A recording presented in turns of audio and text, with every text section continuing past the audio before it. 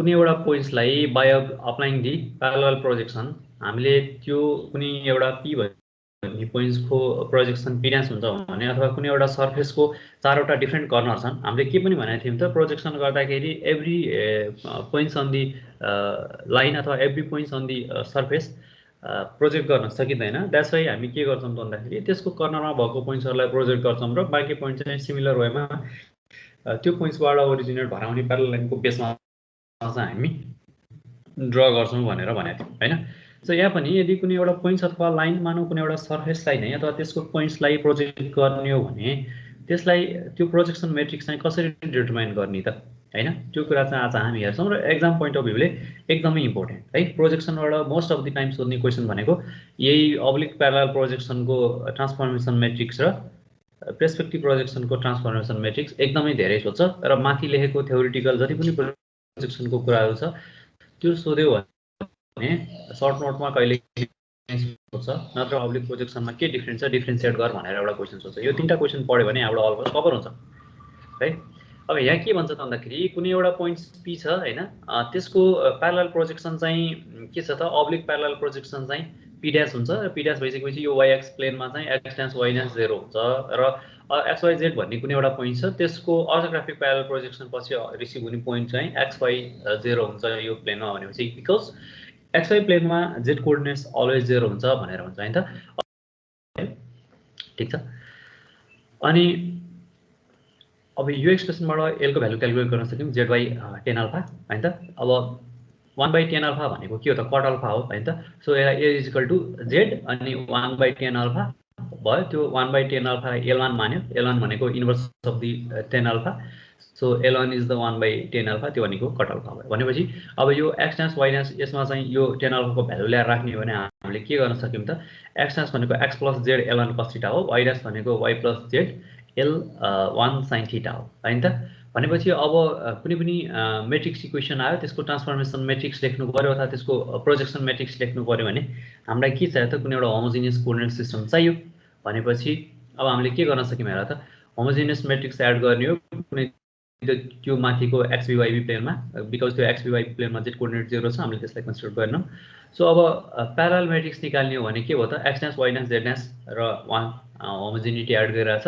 अब यो माथिको इक्वेसनलाई हामीले यो दुईटा इक्वेसनलाई के गर्यौँ त मेट्रिक्स फर्ममा रिप्रेजेन्ट गर्ने हो भने यस्तो मेट्रिक्स फर्म डिटरमाइन गर्न सकिन्छ भनेर भन्छ। This is the transformation matrix अथवा projection matrix for the oblique parallel projection भनेर भन्छ। सिम्पल डेरिभेसन छ। अर्को छ पर्सपेक्टिभ प्रोजेक्सन हैन, हामीले दुईटा डिफ्रेन्ट टाइपको प्रोजेक्सनको कुरा गरेका थियौँ हैन त। त्यस सेकेन्ड प्रोजेक्सन छ पर्सपेक्टिभ प्रोजेक्सन हैन त। पर्सपेक्टिभ प्रोजेक्सन चाहिँ हामीले अब के भन्न सक्छौँ त यसमा भन्दाखेरि पर्सपेक्टिभ प्रोजेक्सनमा के हुन्छ त तिमीहरूले पहिला ड्रइङ पढ्दा पनि पढाएको थियौ हैन। यसमा के हुन्छ त भन्दाखेरि हरेक object from the view point different देखिन्छ भनेर भन्छ के हैन त। डिफ्रेन्ट वेमा अब्जेक्टलाई के रियलाइज गर्न ट्राई गर्ने हो अथवा अब्जेक्टलाई ड्र गर्न ट्राई गर्ने हो भने त्यसको डिफ्रेन्ट सर्फेस डिफ्रेन्ट भ्यूमा देख्न सकिन्छ भनेर भन्छ। कुन पर्सपेक्टिभबाट ड्र गर्ने भन्ने हुन्छ है। र यसमा चाहिँ जान्नुपर्ने दुईटा कुरा छ, एउटा सेन्ट्रल प्रोजेक्सन र अर्को भ्यानिसिङ पोइन्ट हैन त। भ्यानिसिङ पोइन्ट भनेको के हो त भन्दाखेरि सबै प्रोजेक्सन्सहरू आएर कुनै एउटा इन्फाइनाइट पोइन्ट्समा फिक्स भएर बस्ने द्याट इज भ्यानिसिङ पोइन्ट। र सेन्टर अफ प्रोजेक्सन भनेको के हो त भन्दाखेरि कुनै एउटा सेन्टर अफ प्रोजेक्सनमा सबै लाइन्सहरू आएर कन्भर्ज हुने भयो हैन त। यहाँ के भन्छ भन्दाखेरि कोअर्डिनेट पोइन्ट्सहरू सबै कसरी ट्रान्सफर हुन्छ त भ्यू प्लेनमा भन्दाखेरि कुनै एउटा पोइन्ट्समै कन्भर्ज भएर ट्रान्सफर हुन्छ भनेर भन्छ हैन त। अब पर्सपेक्टिभ प्रोजेक्सनको मेन कन्सर्न भनेको ग्राफिक्सको पोइन्ट अफ भ्यूबाट हेर्ने हो भने यसको कन्सर्न केसँग हुन्छ त भन्दाखेरि स्केलिङसँग हुन्छ के।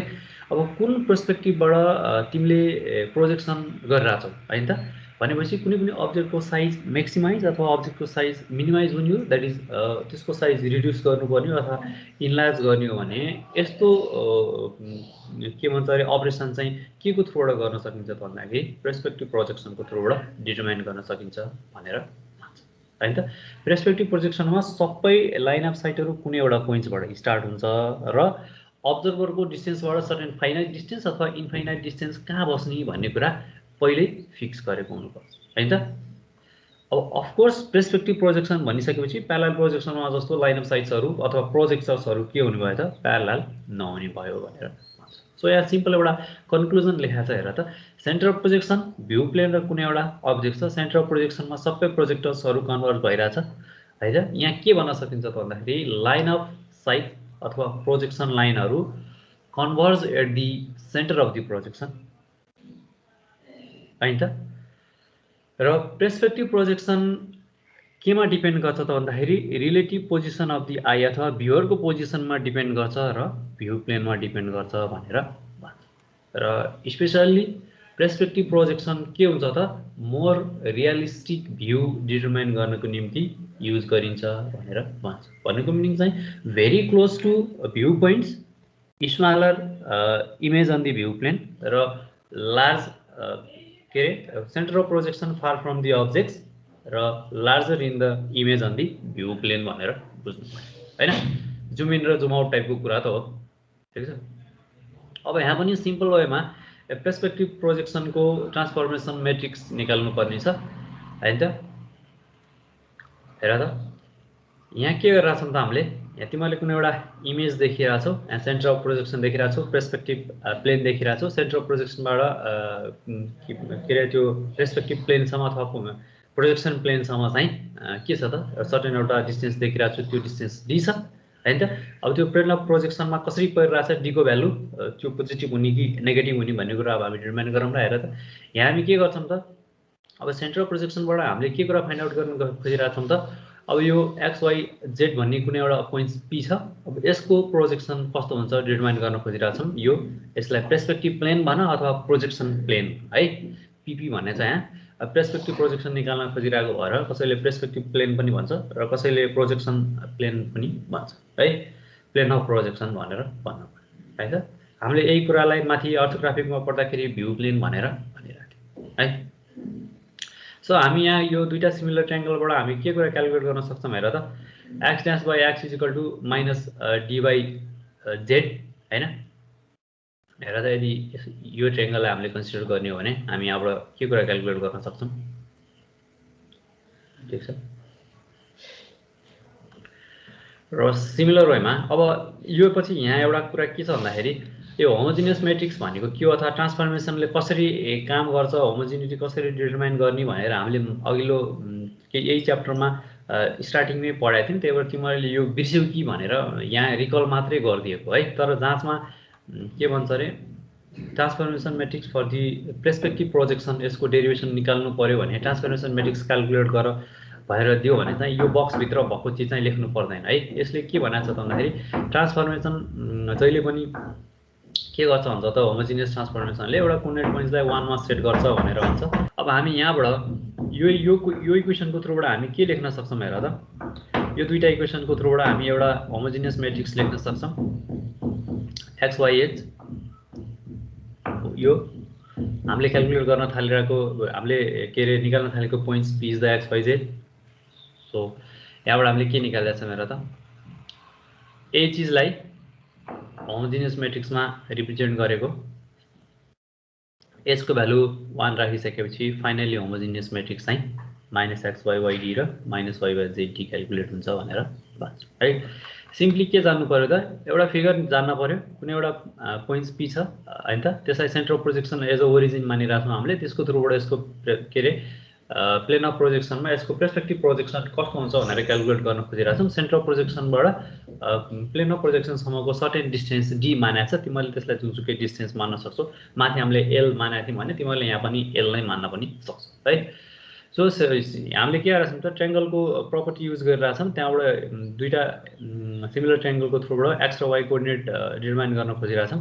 सो त्यही इक्वेसन्सलाई हामीले के गरिरहेछौँ त सिम्पली म्याट्रिक्स फर्ममा रिप्रेजेन्ट गरिरहेछौँ हैन त। त्यसरी हामीले एउटा ट्रान्सफर्मेसन म्याट्रिक्स क्याल्कुलेट गरिरहेछौँ है, सिम्पल। त्यसपछि अब यहाँ चाहिँ अहिलेसम्म हामीले जति पनि पर्सपेक्टिभ प्रोजेक्सन र प्यारलल प्रोजेक्सन पढ्यौँ, अब त्यही भित्र लेखेको पोइन्ट्सहरूलाई टिपेर ल्याएर दुईटा बीचको डिफरेन्स के छ भनेर यहाँ डिफ्रेन्सिएट गरेको छु मैले। अब यसलाई तिमीहरूले पढ्नु पर्यो है। यो च्याप्टरबाट सोध्ने एकदमै इम्पोर्टेन्ट 3टा क्वेसन भनेकै यही हो। प्यारलल प्रोजेक्सन भनेको के हो, प्यारलल प्रोजेक्सनको ट्रान्सफर्मेसन मेट्रिक्स निकाल, अब्लिक प्यारलल प्रोजेक्सनको, अनि पर्सपेक्टिभ प्रोजेक्सनको ट्रान्सफर्मेसन मेट्रिक्स निकाल, र पर्सपेक्टिभ प्रोजेक्सन र प्यारलल प्रोजेक्सन बिचमा डिफरेन्स के छ त्यो क्याल्कुलेट गरेर लङ क्वेसनमा सोध्यो भने, र सर्ट क्वेसनमा सोध्यो भने चाहिँ सिम्पली के अरे प्यारलल पर्सपेक्टिभ प्रोजेक्सनको के अरे ट्रान्सफर्मेसन मेट्रिक्स निकाला भन्न सक्छ। त्यो एकदमै छोटो छ, 5 मार्क्समा सोध्यो भने। यदि सोधेन भने चाहिँ प्यारलल प्रोजेक्सन र पर्सपेक्टिभ प्रोजेक्सन भनेर दिन्छ, त्यहाँ सर्ट नोट लेखा हुन्छ। त्यो भनेको के हो, सिम्पल डेफिनेसन र त्यसको एउटा दुईटा युज अथवा टाइप लेख्दै फेरि भयो है। तर मोस्ट इम्पोर्टेन्ट भनेको त्यही 3टा ट्रान्सफर्मेसन मेट्रिक्स, दुईटा डिफ्रेन्ट प्रोजेक्सनको, अनि यो बिचको डिफरेन्स हैन त। ल यहाँ के लेखा छ त भन्दाखेरि पर्सपेक्टिभ प्रोजेक्सनमा केले डिटरमाइन गर्छ पर्सपेक्टिभ प्रोजेक्सन भन्दाखेरि, अब त्यो पर्सपेक्टिभ प्रोजेक्सनको भ्यू प्लेन र पर्सपेक्टिभ प्लेन अथवा सेन्टर अफ प्रोजेक्सनले डिटरमाइन गर्छ भन्छ। सेन्टर अफ प्रोजेक्सनमा के हुन्छ त भन्दा सबै लाइन अफ साइट अथवा प्रोजेक्सन्सहरू आएर कन्भर्ज हुन्छ भनेर भन्छ। तर प्यारलल प्रोजेक्सन कसरी डिटरमाइन गर्ने हो त, त्यो कुनै एउटा पोइन्टबाट सर्टेन प्यारलल लाइनहरू ड्र गर्ने हो, र त्यही प्यारलल डाइमेन्सनल स्पेसको बिचमा चाहिँ हामी के गर्ने हो त भन्दाखेरि कुनै पनि एउटा अब्जेक्ट्सको कुनै एउटा सर्टेन भ्यूको अथवा कुनै एउटा पोइन्टको, कम्प्युटर ग्राफिक्सको भाषामा भन्यो भने कुनै एउटा पिक्सेलको प्रोजेक्सन क्याल्कुलेट गर्ने हो हैन त। अब टाइपको कुरा गरेको छ, टाइपमा माथि हामीले एउटा सिम्पल ब्लक डायग्राम जस्तो पनि बनाइरहेको थियौँ हैन त। Single point 2 point perspective projection, orthographic र अब्लिक प्यारलल प्रोजेक्सन हैन, यो डिफ्रेन्ट टाइपको कुरा गरेको थियौँ। अर्थोग्राफिक र अब्लिकमा पनि के थियो त, फेरि top view, front view, side view, axonometric projection, यस्तो कुराहरू गरिरहेको थियो हैन त। प्यारलल प्रोजेक्सनले एक्युरेट भ्यू दिन्छ भन्छ अब्जेक्ट्सको, र पर्सपेक्टिभ प्रोजेक्सनले एक्युरेट भ्यू दिन्न भन्नुको मिनिङ चाहिँ तिमीले त्यो लाइन अफ साइट अथवा सेन्टर अफ प्रोजेक्सन कहाँ छ त्यसमा डिपेन्ड गर्छ भनेर भनिरहेको थियो हैन त। एक्युरेट र रियलिस्टिक दिनु भन्नुमा फेरि फरक कुरा छ है। अब प्यारलल प्रोजेक्सन भन्ने बित्तिकै प्रोजेक्टरहरू अथवा लाइन अफ साइटहरू प्यारलल हुन्छ भनेर भन्छ, पर्सपेक्टिभ प्रोजेक्सनमा प्यारलल हुन्न भनेर भन्छ है।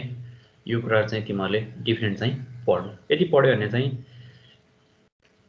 पुग्छ प्रोजेक्सनको पार्टमा चाहिँ है। अब 3 डाइमेन्सन ज्योमेट्रीमा क्लिपिङको कुरा छ। क्लिपिङ कसरी गर्ने भन्दाखेरि 2 डाइमेन्सन ज्योमेट्रीमा जस्तै क्लिपिङको युज भनेको के हो त भन्दाखेरि जति पनि अनअन्डेड रिसोर्सहरू छ कुनै पनि अब्जेक्ट्सको, त्यो रिसोर्सलाई हामीले रिक्वायर्ड रिसोर्स मात्रै लिने भनेको हैन त। अब अथवा ड्युरिङ द प्रोसेसिङ होस् अथवा स्टोरेज होस्, स्टोरेजमा त 3 डाइमेन्सनल अब्जेक्ट नै राख्नु पर्यो एट द्याट टाइम। अब यदि रेन्डरिङको टाइममा चाहिँ के गर्नु पर्यो भन्दाखेरि डिस्प्ले युनिटमा जुन चाहिँ अब्जेक्ट पोर्सन अट्छ त्यो अब्जेक्ट पोर्सनलाई मात्रै लिएर आउनु पर्यो भ्यू प्लेनमा अथवा भ्यू पोर्टमा हैन, अनि बाँकीलाई चाहिँ के गर्नु पर्छ रेन्डर गर्नु पर्यो भन्छ है। यहाँ हामीले कुनै त्यस्तो अल्गोरिदमको कुराहरू पढ्दैनौँ। 2 डाइमेन्सनल अब्जेक्ट्सलाई रेन्डर गर्नुभन्दा 3 डाइमेन्सनल अब्जेक्ट्सलाई रेन्डर गर्न चाहिँ अलिकति कम्प्लेक्स हुन्छ भनेर भन्छ। अब रेन्डरिङ गर्ने भन्ने बित्तिकै हामीले जानिरहेको कुरा के हो त भन्दाखेरि कुनै एउटा होल कोअर्डिनेट सिस्टममा भएको अब्जेक्ट्सलाई त्यसलाई डिभाइस कोअर्डिनेटमा कन्भर्ट गर्ने हो हैन त, on the basis of the transformation pipelining हैन। हामीले 3 डाइमेन्सनल ट्रान्सफर्मेसन पाइपलाइनिङ कस्तो हुन्छ भनेर पढाएको छौँ। सो त्यसैको बेसमा चाहिँ हामीले 3D क्लिपिङ गर्छौँ भनेर बुझ्नु पर्यो। अब यहाँ अल्गोरिदमले कुनै अल्गोरिदम के अरे सिलेबसले कुनै अल्गोरिदमहरू हामीलाई दिएको छैन, तर अल्गोरिदमहरू हुँदैन 3 डाइमेन्सनल ज्योमेट्रीमा भन्ने चाहिँ होइन। There are different type of algorithm available अथवा different type of graphical package available जसको थ्रुबाट हामी 3 डाइमेन्सनल अब्जेक्ट्सको क्लिपिङ गर्न सक्छौँ है। यहाँ चाहिँ त्यही कुराहरू लेखिरहेको छ, ठिक छ। जस्तै अब 3 डाइमेन्सनल अब्जेक्ट्सहरूलाई क्लिप गर्नु पर्यो भने अथवा कुनै पनि पोलिगन सेपलाई क्लिप गर्नु पर्यो भने अब हामीले जानिरहेको बेसिक कन्सेप्ट त के हो त भन्दाखेरि त्यही प्लेन अफ इक्वेसन हैन त। अब त्यो 2 डाइमेन्सनल हो भने 2 डाइमेन्सनल प्लेनमा होला, 3 डाइमेन्सनल हो भने 3 डाइमेन्सनल प्लेनमा होला। अब त्यो प्लेनमा पर्छ कि पर्दैन त, हामीले लिएको पिक्सेल अथवा हामीले ड्र गर्न खोजिरहेको पिक्सेल कुनै हामीले डिटरमाइन गरेको प्लेनमा पर्छ कि पर्दैन भनेर थाहा पाउनु पर्यो भने हामीसँग प्लेनको इक्वेसन छ। त्यो प्लेनको इक्वेसनमा हामी सर्टेन पिक्सेलको आइडेन्टिटी राख्छौँ। त्यो पिक्सेलको आइडेन्टिटी भन्ने बित्तिकै पिक्सेलको कोअर्डिनेट पोजिसन होला, र त्यो कोअर्डिनेट पोजिसनलाई प्लेन अफ इक्वेसनमा राखिसकेपछि अब यदि त्यो पोइन्ट चाहिँ एक्स वाई र जेडको भ्यालु हामीले x plus b y plus CZ plus टीमा राख्यौँ भने त्यो लेस देन 0 आउँछ भने त्यो इनसाइड द बाउन्ड्री पर्छ भनेर बुझ्नु पर्यो। ग्रेटर देन 0 आउँछ भने आउटसाइड द बाउन्ड्री पर्छ भनेर बुझ्नु पर्यो। अब त्यो आउटसाइड द बाउन्ड्री परेको पोइन्ट्स अथवा पिक्सेल चाहिँ के हुने भयो त रेन्डर आउट भएर जाने भयो, क्लिप हुने भयो हैन। र इनसाइड द बाउन्ड्री परेको पिक्सेल चाहिँ के हुने भयो त अब त्यो चाहिँ डिस्प्ले युनिटमा आउने भयो। That is the process of the clipping by using the plane of projection concept भनेर भन्छ। ठीक छ, त्यही लेखा चाहिँ यहाँ यदि यो प्लेन अफ प्रोजेक्सनमा के अरे यो प्लेनको इक्वेसनमा तिमीले राख्यो भने त्यो प्रोजेक्टेड प्लेनमा त्यो पोइन्ट्स पर्छ कि पर्दैन भनेर डिटरमाइन गर्ने भने त्यहाँ भ्यालु राख। यदि त्यसले ग्रेटर देन 0 दिन्छौ भने त्यो इनसाइड द बाउन्ड्री पर्छ, के अरे सरी आउटसाइड द बाउन्ड्री पर्छ। यदि हैन त्यसले लेस देन 0 दिन्छ भने इनसाइड द बाउन्ड्री पर्छ। र त्यस्तो केसमा के छ त त्यो इन पोइन्ट्सहरु आउटसाइड द बाउन्ड्री हो भने त्यसलाई डिस्कार्ड गर र इनसाइड द बाउन्ड्री हो भने त्यसलाई सेभ गर अथवा डिस्प्ले गरिदेऊ भनेर भन्छ। ठिक छ ल। र क्लिपिङ भनेपछि अब 2 डाइमेन्सनल ज्योमेट्रीबाट अलिकति डिफरेन्ट भएको चिज चाहिँ त्यही जेड क्लिपिङ भनियो बिकज यहाँ डेप्थ पनि क्लिप गर्न जरुरी छ हैन त, more similar to the 2 dimensional clipping. तर एउटा मात्रै डिफरेन्स के हुँदो रहेछ त अब जेड क्लिपिङमा हामीले डेप्थ पनि कन्सिडर गर्नु पर्दो रहेछ हैन त। डेप्थ कन्सिडर गर्नु भनेको के हो त भन्दाखेरि त्यो सेन्टर अफ प्रोजेक्सनबाट कति नियर, सेन्टर अफ प्रोजेक्सनबाट कति फार हैन त, अथवा त्यो भ्यू पोइन्टबाट कति नियर कति फार हैन त। अब त्यसको डेप्थ के हो त्यो चाहिँ डिटरमाइन गर्नु पर्छ हैन त। अब क्लिपिङको इम्पोर्टेन्स के हो अथवा भिडियो गेममा क्लिपिङको इम्पोर्टेन्स के हो भनेर एकचोटि जाँचमा सोधेको छ। त्यो हेर्यो भने तिमीले के लेख्नु पर्यो त भन्दाखेरि अब क्लिपिङले के दिन्छ त फ्रेम रेट बढाइदिन्छ हैन त। र फ्रेम रेट बढ्नु भनेको भिजुअल क्वालिटी पनि बढ्नु हो हैन त। र प्रोसेसिङ युनिटमा अब भर्खरै तिमीले करेन्टली प्रोसेस गर्नुपर्ने सिनलाई मात्रै लिएर आउनु पर्यो। त्यो गरिसकेपछि के भयो त प्रोसेसरमा त्यति धेरै रिसोर्सको लोड पनि परेन। सो प्रोसेसरले रेन्डर गरेको रिसोर्सलाई मात्रै लोड गरे भयो।